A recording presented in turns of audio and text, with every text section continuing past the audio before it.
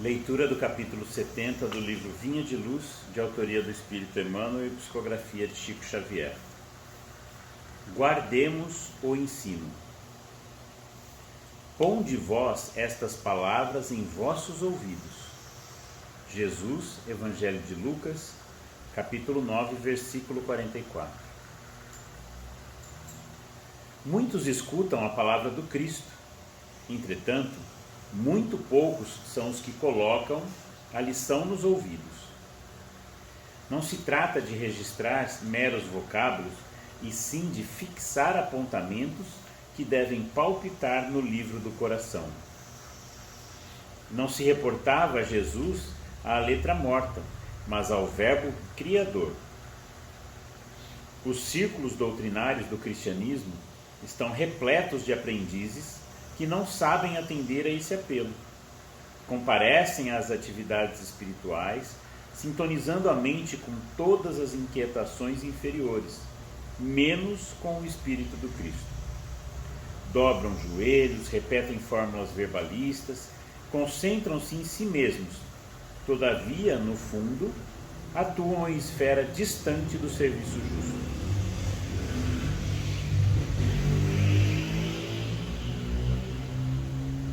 A maioria não pretende ouvir o Senhor, e sim falar ao Senhor, qual se Jesus desempenhasse simples função de pajem subordinados aos caprichos de cada um. São alunos que procuram subverter a ordem escolar. Pronunciam longas orações, gritam protestos, alinhavam promessas que não podem cumprir. Não estimam ensinamentos, formulam imposições. E, à maneira de loucos, buscam agir em nome do Cristo. Os resultados não se fazem esperar.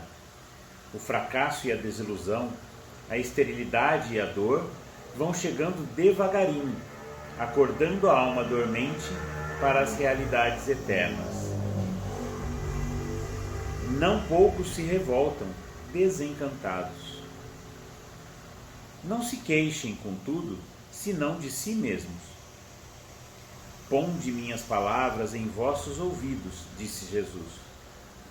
O próprio vento possui uma direção. Teria, pois, o Divino Mestre transmitido alguma lição ao acaso? Então a gente vai ver, a partir dos tópicos, a resposta que foi dada pelo irmão João a Mário Sobral a respeito da dúvida sobre como seriam os procedimentos de reencarnação daqueles pacientes do manicômio que estavam em condições um pouco melhores do que as dos que permaneciam nas enfermarias. Nós vamos verificar também que departamento foi mencionado pelo irmão João em sua resposta e qual a função deste departamento. Também nós estudaremos a respeito de que espíritos trabalham nesse departamento a qual se referiu o irmão João. E também nós estudaremos sobre que outras providências são tomadas no departamento a que se referiu o irmão João, depois de concluída a tarefa da sessão de programação das recapitulações. Então aqui a pergunta que foi feita por Mário Sobral, ele queria saber das providências e procedimentos em torno daqueles companheiros para a reencarnação deles. Lembrando que Mário Sobral já estava bastante aflito, digamos assim, pela sua própria situação. Ele já estava sentindo os efeitos da sua consciência de culpa sobre o perispírito. Lembramos que ele desencarnou naquela experiência, nessa época. Ele tinha desencarnado cometendo primeiro um assassinato. Ele cometeu homicídio contra a amante dele, que havia anunciado que já estava com uma outra pessoa, um outro homem, e queria viver com esse outro homem, mudando-se para o Brasil. Ela estava em Portugal. E ele a assassina estrangulando-a, ou seja, as mãos enforcando-a e asfixiando-a. E depois ele se suicidou com o enforcamento. Então ele já estava sentindo os efeitos da consciência de culpa pelo crime de homicídio por enforcamento, né, estrangulamento com as suas próprias mãos. As suas mãos perispirituais, do seu corpo espiritual, começavam a apresentar os sintomas de atrofia. Elas estavam como que desaparecendo, atrofiando. E ele já sabia que na sua seguinte reencarnação ele nasceria com esses defeitos congênitos, com estas deformidades no organismo físico. Então, porque ele já estava pressentindo uma reencarnação próxima e já sentia os impactos no próprio corpo espiritual, antevendo como seria o seu corpo físico, né? Pressentindo, prevendo como seria o seu corpo físico, ali estava um interesse ainda muito maior a respeito de pormenores sobre como ocorriam aquelas reencarnações. E então, o benfeitor, o irmão João, disse que ele poderia sim, eles poderiam ter melhores ou maiores detalhes a respeito dos procedimentos tomados para as reencarnações daqueles irmãos. Mas ele esclareceu que aquela tarefa não era própria do departamento que eles estavam a visitar, que era um manicômio, mas sim um outro departamento. Ele diz aqui: não é nesta repartição que compete esclarecimentos mais amplos, visto existir em nosso instituto o departamento autorizado aos serviços gerais do retorno às existências corporais. Certamente visitá-lo-eis ainda. Nós lembramos que em Nosso Lar, na colônia Nosso Lar, tão bem descrita por André Luiz, no livro homônimo, né, do mesmo nome, Nosso Lar, ele menciona também um departamento específico dentro de um determinado ministério que era responsável pelas reencarnações dos habitantes daquela cidade espiritual. E aqui então o irmão João continua o seu esclarecimento. Nesse departamento, vereis que sobressaem pela sua invulgar importância os laboratórios onde se consertam, ou seja, se ajustam, se preparam planos para o melindroso certame, onde são preparados os desenhos e mapas para os futuros corpos a serem habitados pelos delinquentes cuja tutela nos seja temporariamente confiada.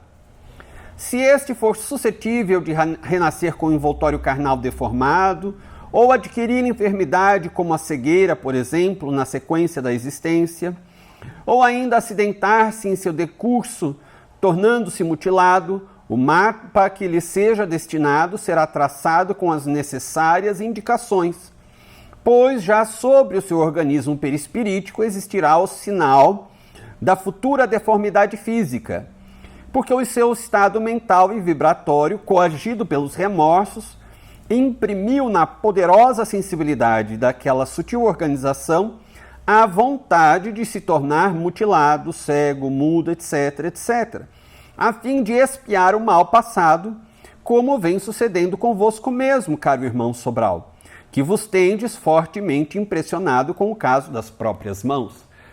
Então aqui ele aproveita o caso do Mário Sobral, que já estava mutilado no próprio mundo espiritual, as mãos já estavam se apagando, atrofiando no seu corpo perispirítico, no seu corpo espiritual. Então, o irmão João utiliza aquele exemplo para explicar como sucedem as reencarnações daqueles irmãos. E ele também aproveita e dá também uma lição já a Camilo, porque ele trazia na última reencarnação, como Camilo Castelo Branco, o grande escritor português, ele trazia no seu mapa kármico, no seu corpo espiritual, a matriz, digamos assim, da cegueira. E quando ele efetivamente sofre a cegueira física, que era uma expiação que ele deveria enfrentar corajosamente, porque ele próprio solicitara anteriormente, ele se acovarda, se desespera e comete o suicídio. Então, o irmão João já aproveita e esclarece. Você já teve a oportunidade de enfrentar a cegueira para eliminar o desequilíbrio e fracassou. E com esta colocação, ele já antecede o esclarecimento para Camilo, a fim de que ele tivesse já consciência de que numa próxima reencarnação ele teria de enfrentar a expiação que desprezara na última reencarnação. Ele teria na próxima reencarnação de enfrentar novamente a cegueira. Assim, estou para perguntar para você. Uma situação assim, da pessoa cometer o suicídio, e com todo o processo que vai passar, longo, quando ela for ter uma nova oportunidade, traçar todo aquele vínculo que naquele ponto lá atrás, aquelas pessoas envolvidas já se passaram, mas ela não passou. Ela rompeu ali. Para ela passar tudo de novo numa próxima, essas pessoas já não vão fazer mais parte do vínculo. Já será um novo ciclo. Depende. Não sei se eu consigo te explicar. O núcleo de almas que se retornarão? Depende. Se aquelas almas com as quais a pessoa estava reencarnada, se de alguma forma aquelas pessoas tiveram alguma colaboração, direta ou indiretamente, no estado de perturbação do indivíduo que o levou ao suicídio, essas pessoas vão retornar também, tendo de suportar os desequilíbrios daquele indivíduo que se suicidou. Porque muitas vezes aqueles que estão em torno foram copartícipes daquela aquela tragédia. Por alguma coisa, digamos que alguém magoou a outrem. E esta pessoa magoada se desequilibrou a tal ponto que cometeu um suicídio. Aqueles envolvidos no desequilíbrio do suicida retornam novamente com ele, com o suicida. O suicida estará profundamente afetado pelo problema, e os que participaram, direto ou indiretamente, do desequilíbrio, colaborando desta forma com o suicídio daquela pessoa, voltam junto, sendo convidados ou constrangidos a auxiliar aquele indivíduo que está profundamente desequilibrado. Então, de alguma forma, as pessoas que estão em torno têm algum tipo de participação no drama do passado. É claro que é possível existir naquele meio almas que tenham solicitado a reencarnar com o suicida para auxiliá-lo. São almas abnegadas que provavelmente devotam um grande amor, carinho, afeto por aquele indivíduo e aceitam retornar para dar-lhe suporte, né? A reencarnação de grande abnegação, dedicação, são almas realmente abnegadas. Mas é muito comum, mais comum é que as pessoas que estejam vinculadas àquele suicida, eles tenham colaborado, participado de alguma maneira da tragédia no passado. foram copartícipes, direta ou indiretamente. Então agora, nesta reencarnação, aceitaram retornar com aquela alma problemática, com muitos desequilíbrios, que é uma forma também dessas pessoas resgatarem a sua dívida. Agora, se vão resgatar efetivamente, aceitar ou vão se revoltar com a situação, daí a depender de como as pessoas vão reagir ou agir nestas experiências. Mas é muito comum que as pessoas que estiveram na convivência com alguém que se suicidou retornem novamente com aquela pessoa.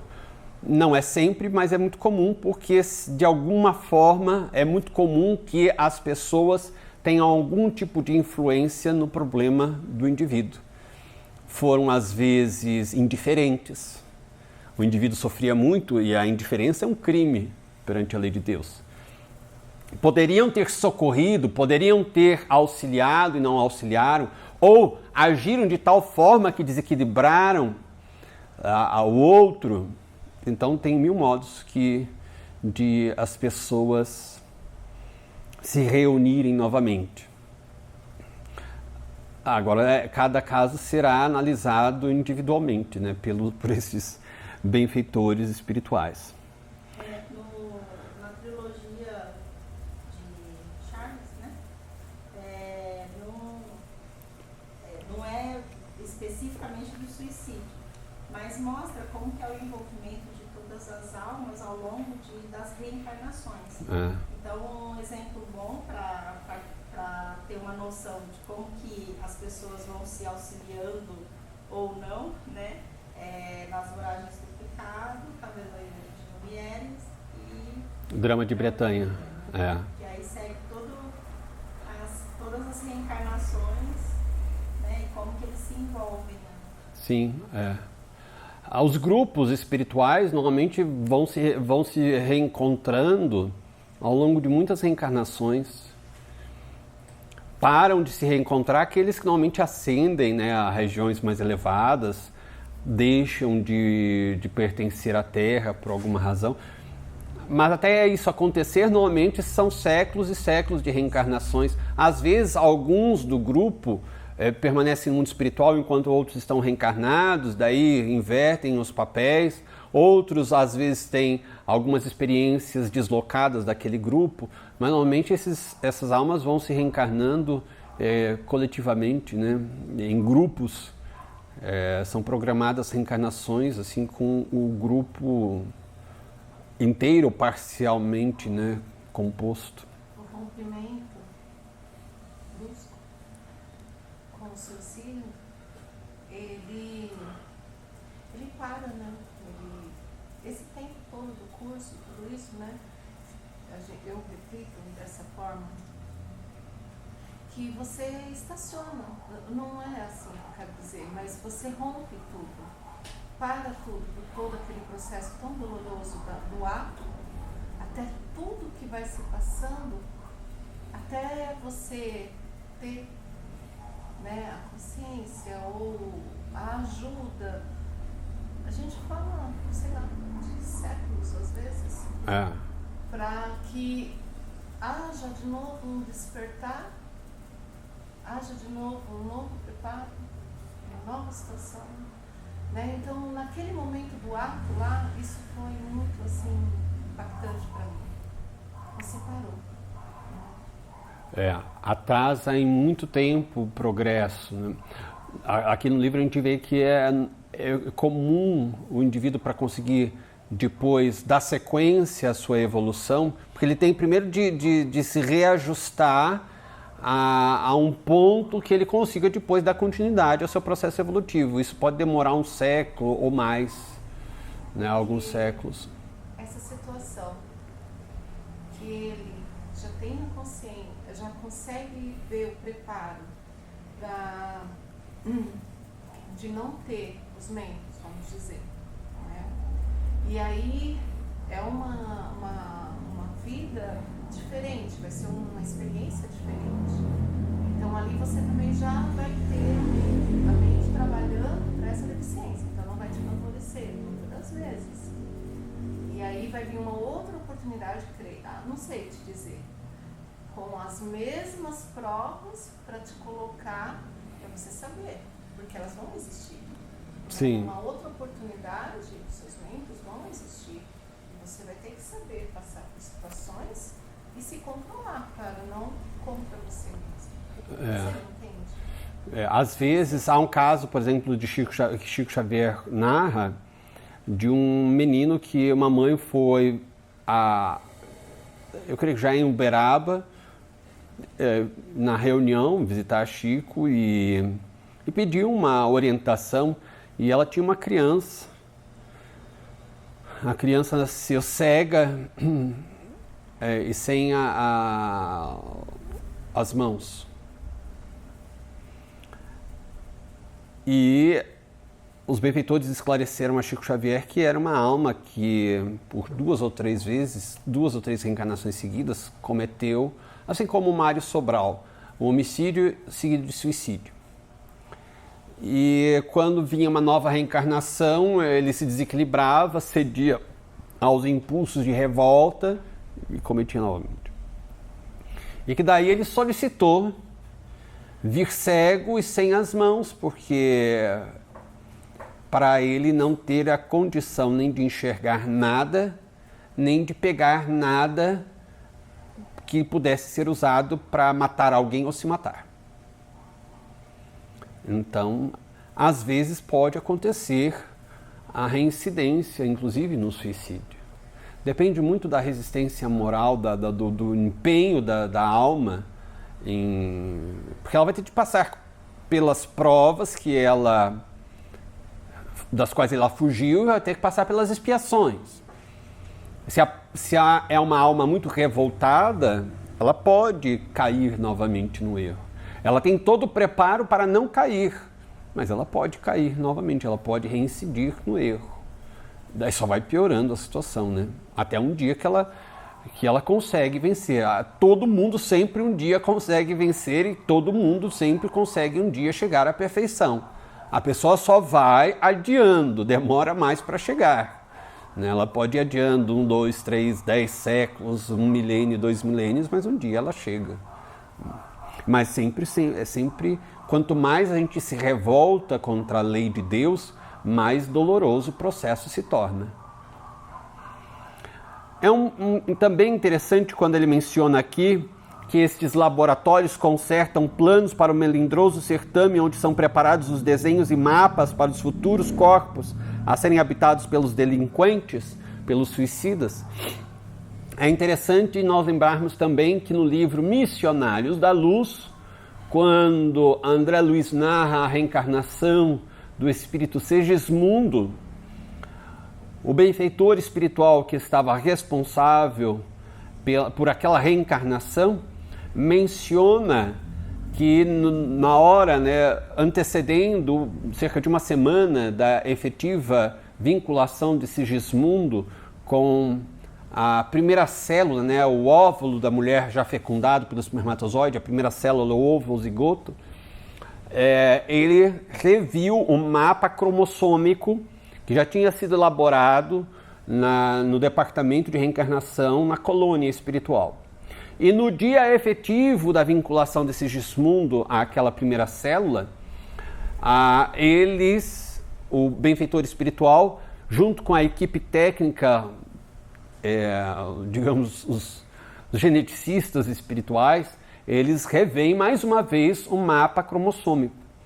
Como Segismundo tinha, na reencarnação passada, cometido um assassinato num duelo, ele seduz a esposa de Adelino, Raquel, ela cede aos encantos de Sigismundo, o Adelino se sente desonrado e, à época, a forma de limpar a honra era chamar aquele outro homem para um duelo. E Segismundo aceita o duelo, só que Segismundo se dá melhor no duelo, e quem dá o primeiro tiro foi o próprio Segismundo e acerta diretamente no coração de Adelino, que cai morto.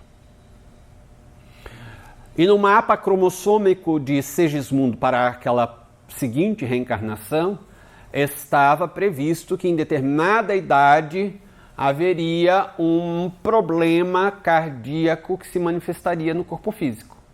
Já existia, pela fixação da ideia da culpa, do remorso, o desajuste na área cardíaca do corpo espiritual, do perispírito.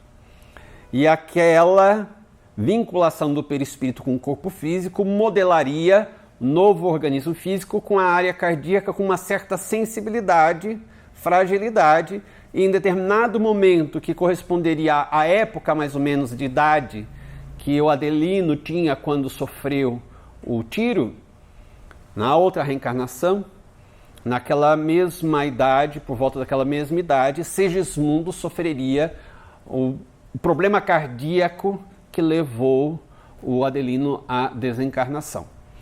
E o próprio benfeitor espiritual diz, como esta manifestação somática, ou seja, no corpo físico, se dará já na idade adulta, se Segismundo reencarnado desde a infância tiver uma infância adequada, a adolescência, ou seja, se ele conseguir manter uma conduta moral saudável e trabalhar para o bem, dedicando-se profundamente ao bem até aquela idade, é possível que ele consiga, pelo amor, pela energia do amor, de dedicação ao próximo, reestabelecer o equilíbrio no corpo espiritual, no perispírito, a matriz, e por conseguinte também a matriz, o corpo espiritual, e remodelando a estrutura física para que não se manifeste aquela problemática cardiológica ou cardíaca naquela idade específica. Ou seja, ele poderia reverter o processo. Daí Pedro escrever em uma das suas cartas, o amor cobre a multidão dos pecados, baseado nos ensinamentos de Jesus, quando ele menciona, por exemplo, a mulher que ali ungia, né, os seus cabelos, seus pés, ele diz assim, porque muito amaste, os teus pecados estão perdoados. Pela faculdade ou pela energia do amor que ela passou a vibrar, aquilo reestruturou os tecidos perispiríticos dela, o corpo espiritual e, naturalmente, evitou que certos males orgânicos se manifestassem, ocorressem. Então aqui é bem interessante esta parte da causalidade das nossas distonias físicas. Quase a totalidade de nossas distonias físicas, dos nossos desequilíbrios orgânicos, vem dos desequilíbrios psíquicos, dos desequilíbrios também que já estão instalados no nosso corpo espiritual. Daí ser importante o recurso da medicina oficial da Terra, mas ser mais importante ainda nós cuidarmos da alma, nós cuidarmos do nosso pensamento e nós nos dedicarmos ao bem. Aliás, o Dr. Stephen Post, um médico cientista norte-americano, escreveu uma obra retratando a pesquisa científica que ele fez, na qual ele demonstra, está devidamente comprovado, que o simples fato de um indivíduo, qualquer pessoa, ficar pensando, elaborando o bem a praticar a outrem, em outras palavras, alguém imaginar o que poderia fazer de bom, algum bem que poderia praticar a uma outra pessoa.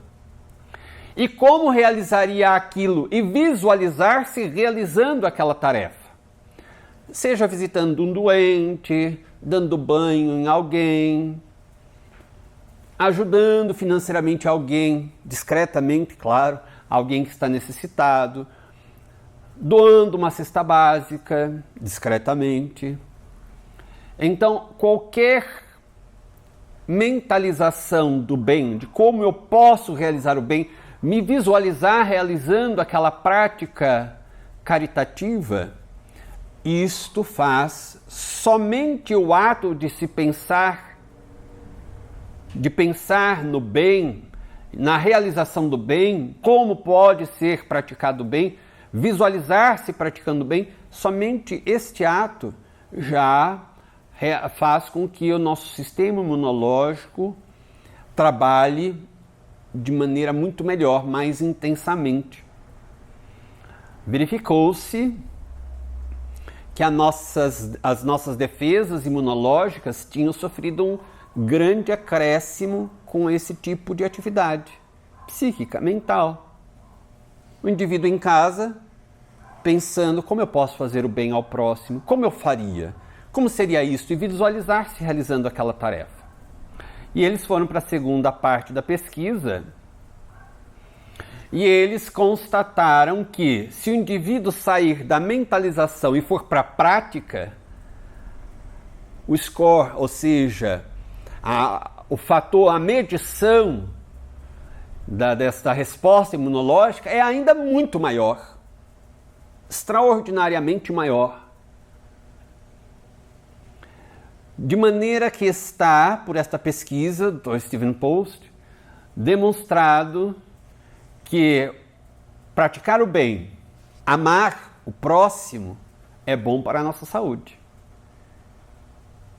Dá-nos saúde, inclusive física. Não é apenas bem-estar para a alma. Dá-nos saúde física, saúde para as nossas células, saúde para o nosso corpo. Melhora a nossa imunidade. Nós passamos a adoecer menos. Então está certo. Está certa a colocação de Jesus. Por muito amares, os teus pecados, os teus desequilíbrios estão sanados. O indivíduo, aquela mulher, conseguiu reequilibrar-se, inclusive organicamente, com a força do amor. Daí também Pedro destacar a força do amor, o amor em prática, em forma de caridade, de bem ao próximo, na sua epístola também. Então aqui está, destacado pelo irmão João, que o indivíduo já estará nos mapas, na programação reencarnatória e nos mapas, nos desenhos, digamos, nos croquis, dos novos corpos físicos que surgirão nas reencarnações daqueles irmãos, já está com a programação feita,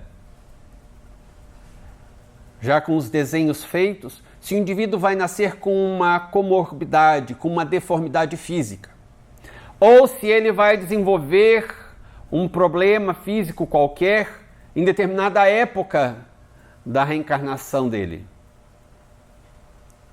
Outra coisa interessante também, se ele sofrerá um acidente e neste acidente ele ficará mutilado. O indivíduo tem um acidente automobilístico, fica tetraplégico. Fica deformado, com alguma deformidade no corpo. Tudo isso já estava programado anteriormente. E estas informações já estavam no nosso perispírito. Por isso, o Dr. Hernani Guimarães Andrade chamaram o perispírito de MOB, ou Modelo Organizador Biológico. Na filosofia clássica da Grécia, nós vamos encontrar também as menções sobre o perispírito. E também, muitos séculos depois, nós vamos encontrar também na filosofia a menção de uma forma pré-existente e uma forma que surge depois.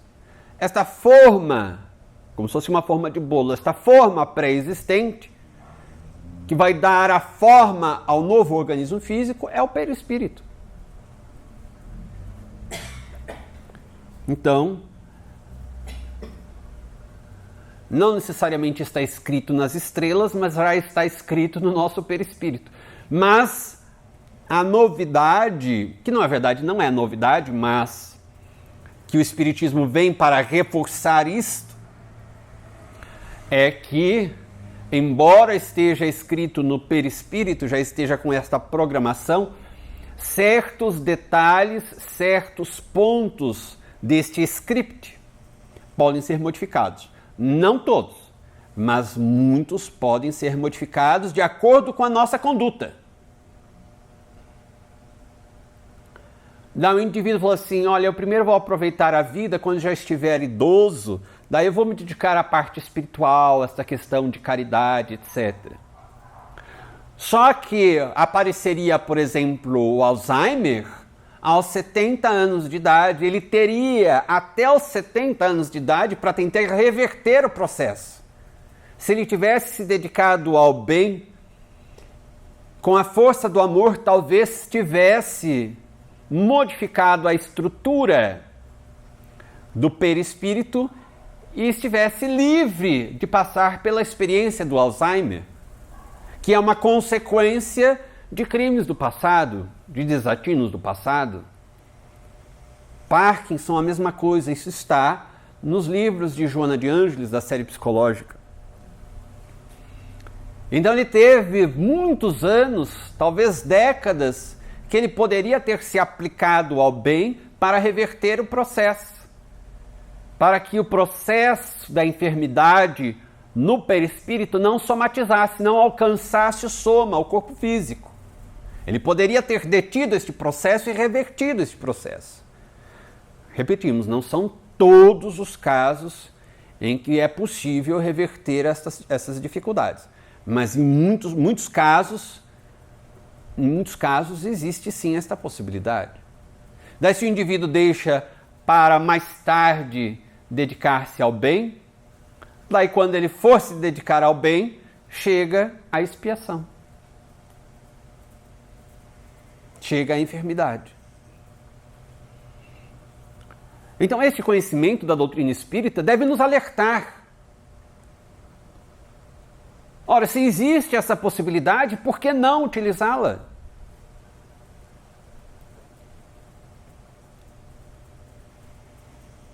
Por que não?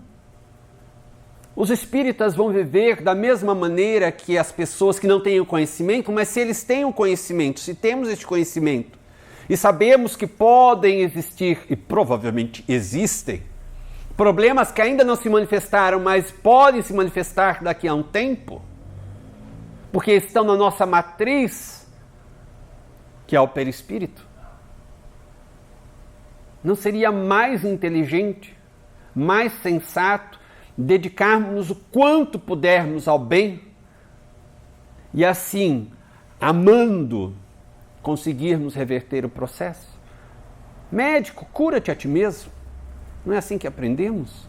Se temos essa possibilidade, por que não usá-la? Esperar chegar o problema? O médium espírita Divaldo Pereira Franco narra que ele era muito jovem ainda, já era espírita,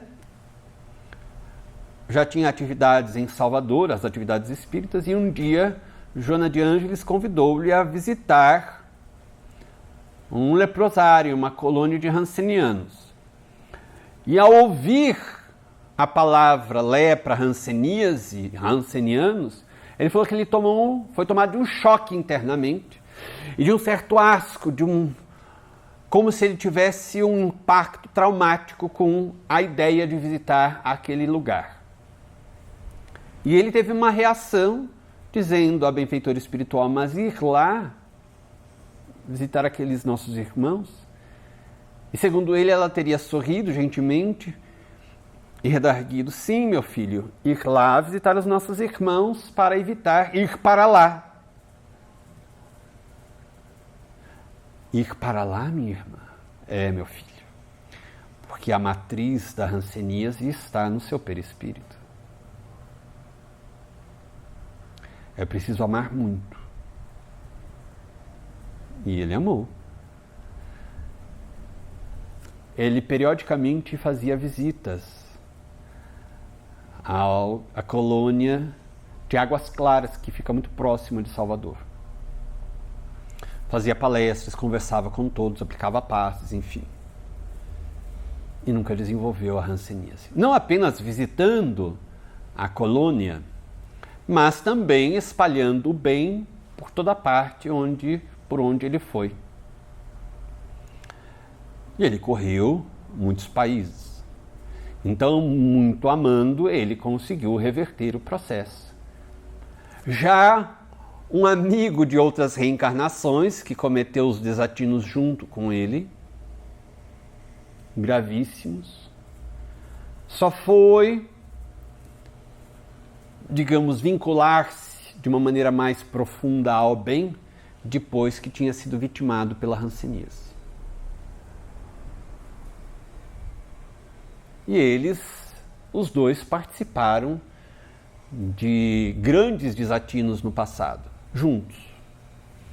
Um desenvolveu a hanseníase na última reencarnação e o outro não. Estavam reencarnados no mesmo período. Então nós temos a possibilidade de modificar as nossas condições reencarnatórias pela prática do bem, o verdadeiro bem, com o exercício do verdadeiro amor.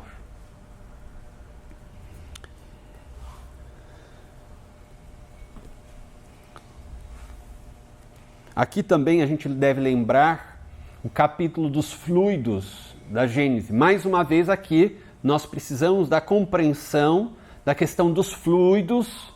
Este capítulo dos fluidos na obra A Gênese, a quinta obra básica da doutrina espírita, que fala inclusive sobre a fotografia do pensamento, fala sobre as fixações mentais, aquilo que pensamos, o nosso pensamento cria uma realidade.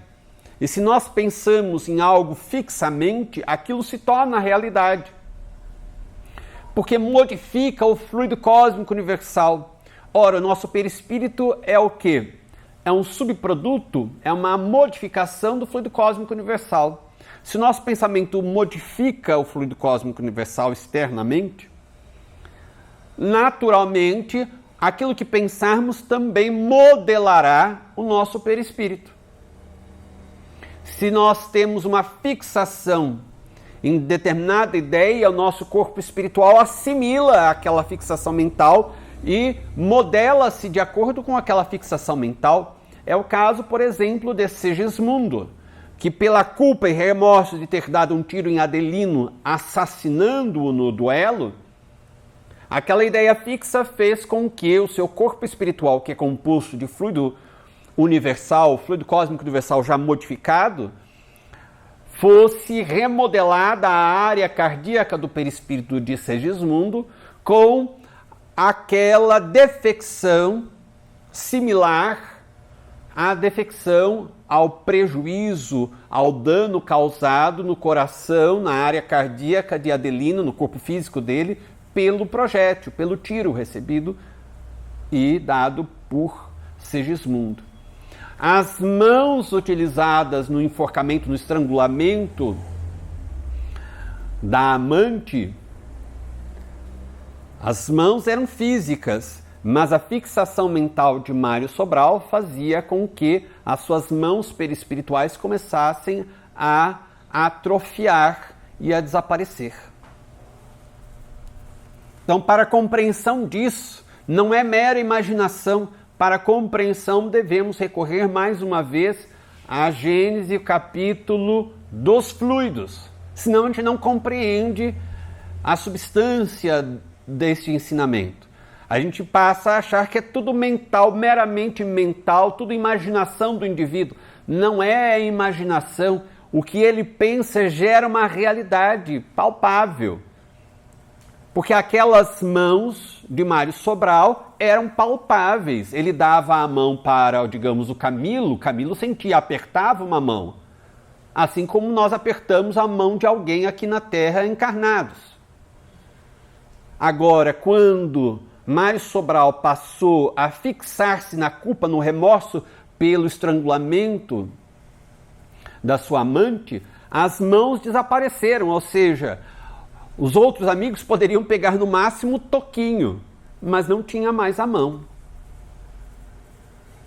Era real, não é mera imaginação.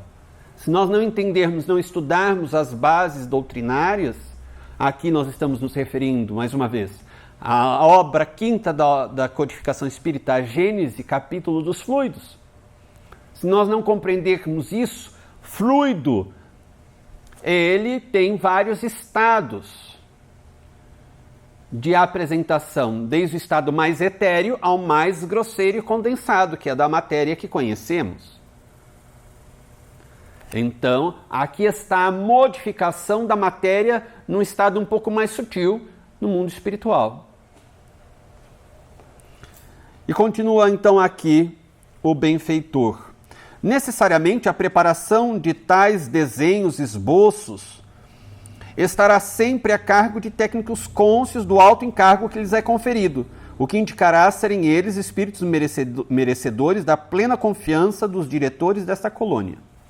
Uma vez concluídos estes esboços, serão encaminhados à direção dos gabinetes de análise, os quais realizarão os serviços comparativamente com as premências, as urgências expiatórias do interessado, levantando a justiça dos méritos que tenha, curvando-se as injunções das desvantagens, dos deméritos, tudo concorde com as conclusões anteriormente feitas pela sessão de programação das recapitulações. Então eles verificam quais são as fixações mentais daqueles indivíduos, quais são as culpas, os remorsos, porque isso já pré-modela o corpo espiritual, o perispírito, modifica a sua estrutura. Então, com base nos atos cometidos, né, e nas fixações mentais, já esboçam como será o novo corpo físico. Mas depois passa por uma avaliação em que se verifica, na qual se verifica méritos ou deméritos. Se há méritos, pode ser ajustado aquele esboço com menos prejuízos. Ou seja, dá uma melhorada no próximo corpo físico. Talvez não precise vir com tantas deformidades. Talvez nem venha com deformidades. E se há, no caso, deméritos, agravantes, como era o caso do próprio Mário Sobral, porque ele cometeu, além de tudo, um homicídio, então, daí pode-se verificar a crescer alguma coisa, desde que aquele acréscimo esteja dentro da capacidade de suportar a dificuldade do reencarnante. Então vai ser feita uma avaliação daquilo que pode ser aliviado, as atenuantes que podem ser aplicadas em cada caso, mas também as agravantes. O que vai ser acrescido de problema, ou digamos assim, de desafio, de expiação para cada caso. E eles dizem aqui, diz o irmão João, quanto seja possível para suavizar as penúrias das provações, será por lei concedido ao delinquente que voltar a renascer na terra. De outro lado, suas forças morais e suas capacidades de resistência serão igualmente balanceadas. Então verifica-se se tem méritos, se tem deméritos, agravantes, atenuantes, e tudo que puder ser utilizado para beneficiar, atenuar a situação dolorosa do reencarnante será concedido. A lei determina que se vasculhe os mínimos detalhes de ações positivas que o indivíduo possa ter tido e seja levado em consideração os mínimos detalhes. Isso está em O Céu e o Inferno, a quarta obra básica da doutrina espírita, no texto em que Allan Kardec, na primeira parte, Allan Kardec analisa o Código Penal da Vida Futura e diz lá, textualmente Allan Kardec, que cada ação positiva, tanto quanto cada ação negativa, será levado em conta pela justiça de Deus. Então, se o indivíduo pratica uma ação positiva, por menor que ela seja, isso será levado em conta. Então, os benfeitores aqui, aplicando este Código Penal da Vida Futura, eles verificam, analisam e vasculham a vida do indivíduo para buscar realmente, tentar achar quaisquer ações positivas, por menores que sejam, que poderiam ser insignificantes para nós aqui na Terra, mas eles levam em consideração e aplicam aquela mínima ação positiva como algo que possa ser considerado, que vai ser considerado em benefício daquele réu, ou seja, daquele paciente que se reencarnará em razão do suicídio cometido. E ele continua depois a explicar, a gente vai ver os próximos tópicos. Lembrando também o caso da própria médium Ivone do Amaral Pereira, que ela depois do segundo suicídio, ela se reencarna como Ivone do Amaral Pereira, sem deformidades físicas. Ela tem certos problemas de saúde que ela teve durante a reencarnação, mas ela não teve uma deformidade física congênita, ela teve certas dificuldades de saúde, mas nada muito diferente do que as pessoas comuns têm. Comuns no sentido de pessoas que não cometeram suicídio. No entanto, o que ela teve de carga de sofrimento moral, isto a maior parte das pessoas na Terra não tem. Daí, quando conheceu o drama profundo, moral, da existência de Dona Ivone do Amaral Pereira, Chico Xavier, numa carta, escreve,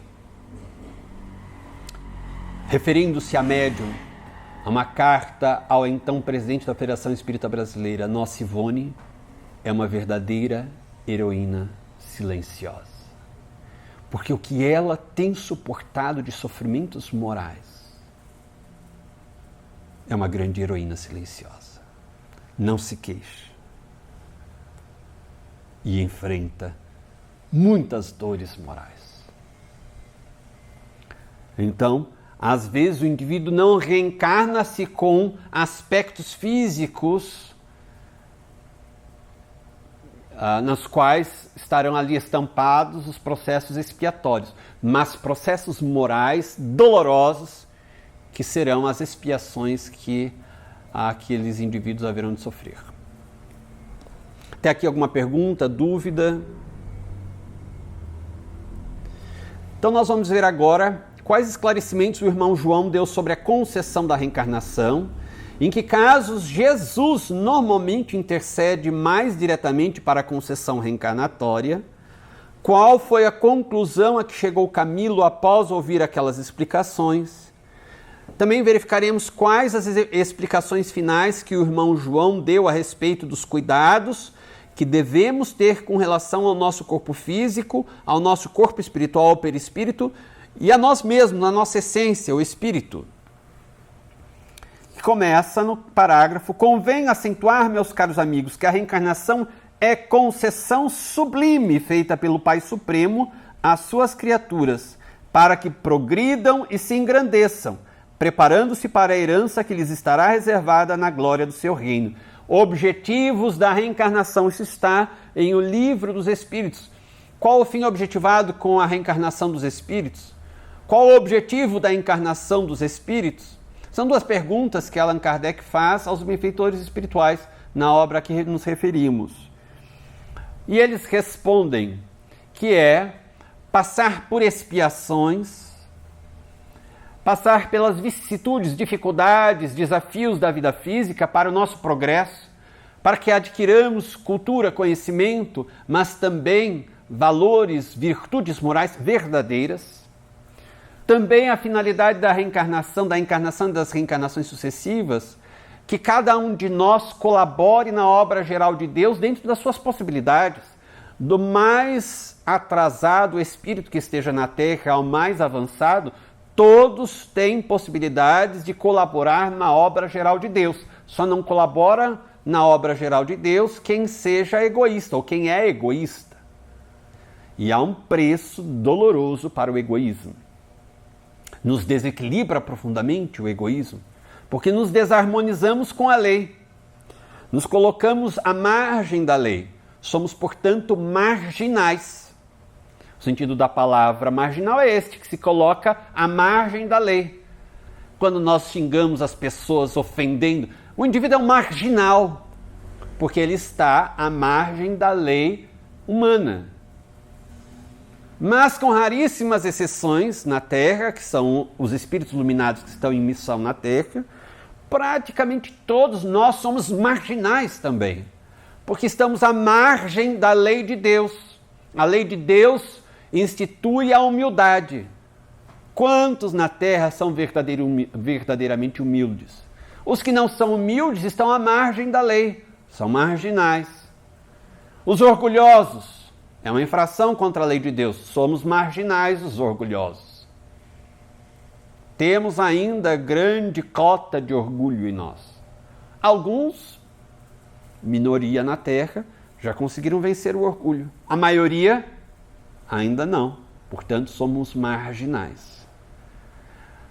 Então, quando formos utilizar ofensivamente a palavra marginal contra alguém, lembremos, ele é um marginal tanto quanto eu sou marginal. Somos todos marginais. Então, ele é meu irmão marginal como eu sou marginal.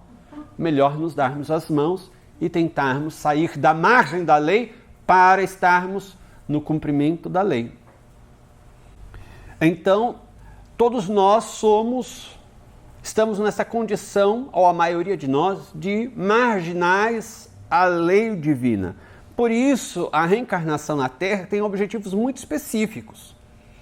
Sendo um mundo de provas, expiações, moradia temporária, física temporária, para espíritos pouco adiantados, o objetivo é nos adiantarmos moralmente, intelectualmente, mas sobretudo moralmente, e pagarmos as nossas dívidas, limparmos a nossa ficha de débitos, passando pelas expiações, que são processos de eliminação de desequilíbrios, de expurgo de tudo que seja tóxico em nossa vida, em nosso corpo espiritual, de pensamentos perturbadores, tudo isso tem que ser eliminado de nós.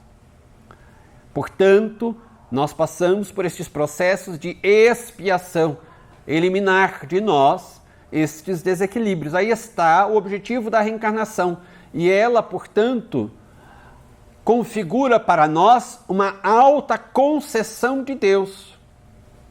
Há muitos anos, já há algumas décadas, Emmanuel, por Chico Xavier, informou que haveria cerca de 23, 24 bilhões de espíritos, né, de almas no mundo espiritual pertencentes ao planeta Terra. Então, a humanidade terráquea, que pertence ao planeta Terra, é composta de almas reencarnadas e de espíritos, né, almas desencarnadas. Na atualidade, temos cerca de 7 ou 8 bilhões, alguma coisa assim, de espíritos reencarnados. E na população espiritual, considerando que desde a época que Emmanuel nos deu esta aproximação, né, de população espiritual, talvez estejamos hoje com cerca de 20 bilhões de espíritos que pertencem aos círculos reencarnatórios da Terra e estão na vida espiritual. Se considerarmos cerca de 20 bilhões, talvez hoje, na população espiritual e 8 bilhões na população de encarnados, significa dizer que o a relação candidato-vaga para a reencarnação é alta. Se nós recebemos a autorização para a reencarnação, é porque isto se dá ou se deu por uma alta concessão de Deus. É algo que nós devemos considerar como sagrado, precioso, com uma finalidade muitíssimo importante, que nós já mencionamos aqui. Bom, não dá para nós avaliarmos a vida de 8 bilhões de pessoas reencarnadas. Mas dá para nós termos uma ideia de como boa parte da população mundial encarnada tem vivido. Seja acompanhando os noticiários, acompanhando as redes sociais, conversando com as pessoas na rua, no nosso círculo de trabalho, familiar, social. Poderíamos concluir que a maioria, pelo menos do círculo que temos convivência, daquilo que vemos nas TVs, nos noticiários, nas redes sociais, a maioria tem cumprido essa finalidade, tem consciência dos objetivos da reencarnação, desta alta concessão de Deus? Ou a maioria não tem a mínima ideia do que está fazendo aqui? Está na ilusão de que está aqui para ser famoso, seguir 10 passos para ser rico, pai rico, filho rico e assim por diante. Então, as 10 coisas que a pessoa deve fazer antes de morrer, alguma delas vai valer a pena para o mundo espiritual? Alguma dessas 10 coisas que a pessoa, ou 100 coisas que a pessoa tem que fazer antes de morrer, 100 lugares que deve visitar antes de morrer, vai fazer alguma diferença para o processo evolutivo? Para a vida espiritual? Honestamente?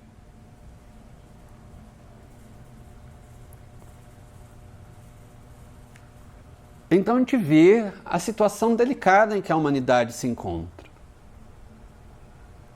A gente vê que realmente a maioria de nós é marginal. Está à margem da lei divina.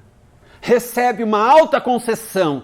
Não é de qualquer indivíduo, de uma autoridade da Terra, é do ser onipotente do universo, o Criador do universo. Recebe uma alta concessão de Deus e não dá o mínimo valor para esta concessão.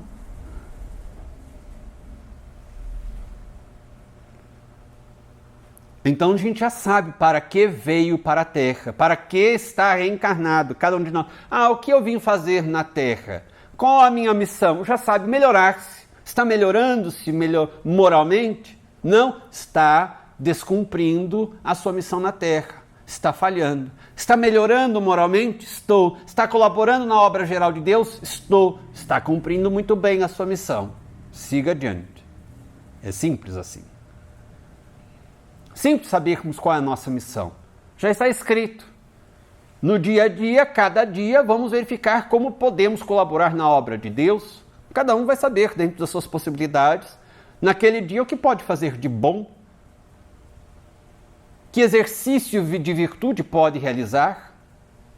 Hoje eu vou exercitar a paciência. Pronto.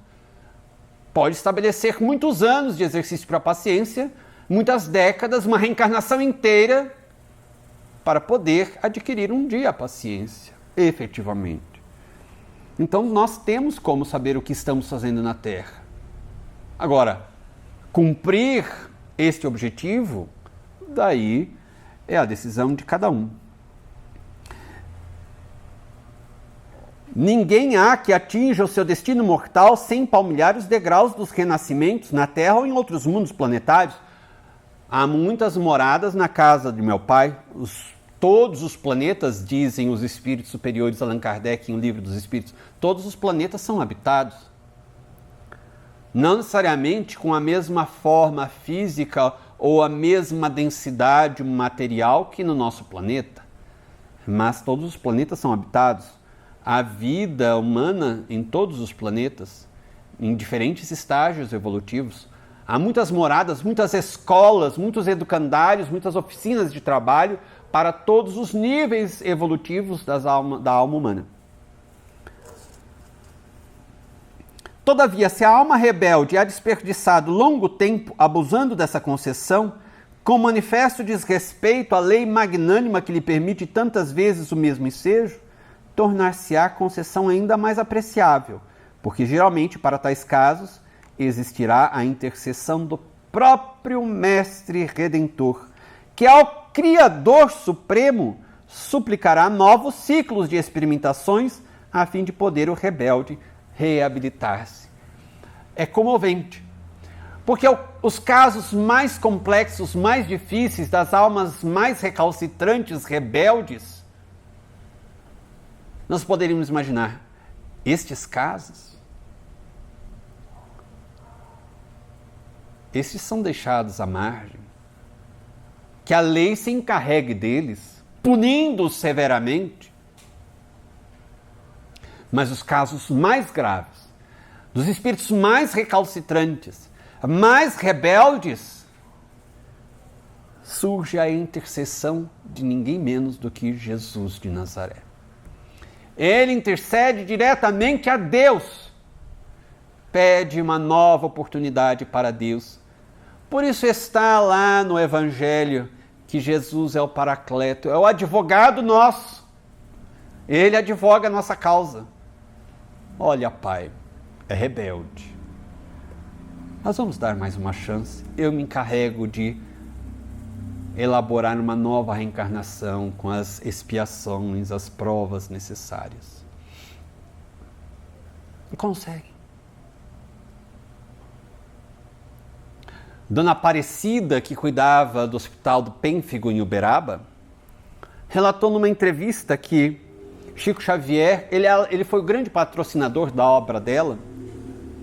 Era uma senhora muito simples e que dedicou a vida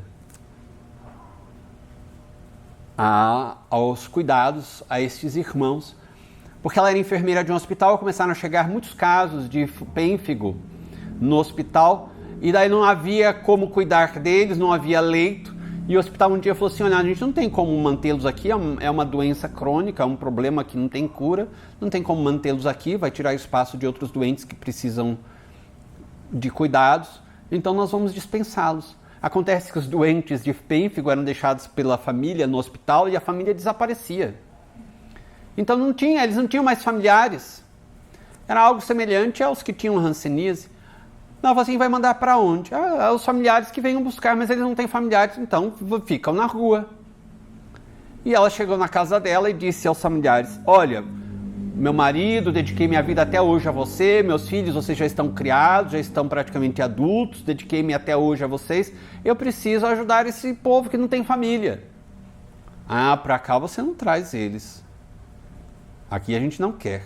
Bom, vocês não querem, vocês já estão criados. Até hoje eu me dediquei integralmente a vocês.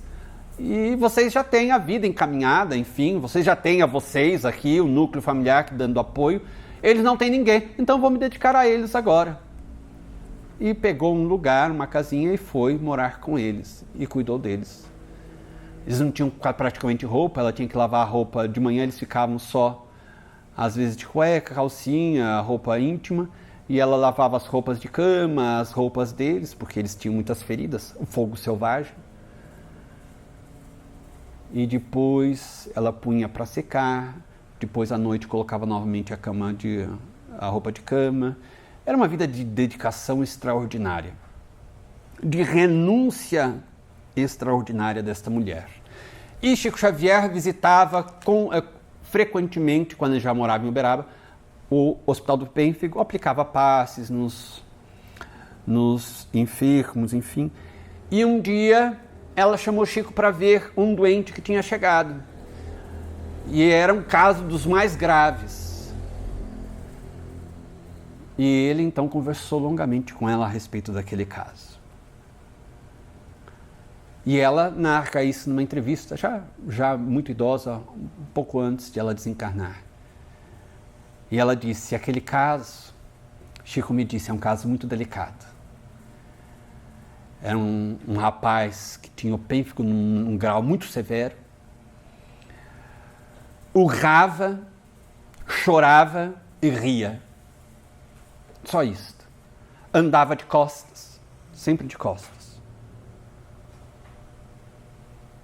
E não falava nada.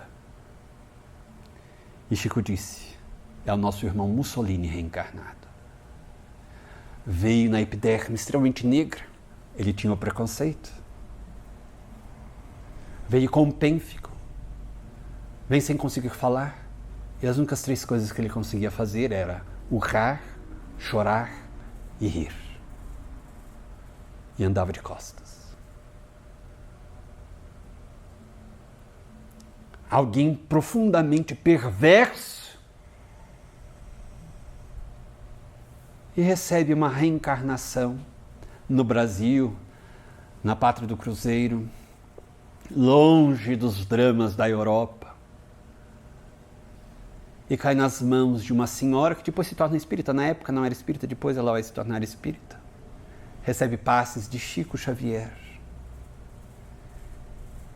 E essa senhora cuidou deste irmão até a desencarnação dela. Então é assim a lei de Deus. Por isto, o apóstolo João disse: somente conhece a Deus quem conhece o amor, porque Deus é amor.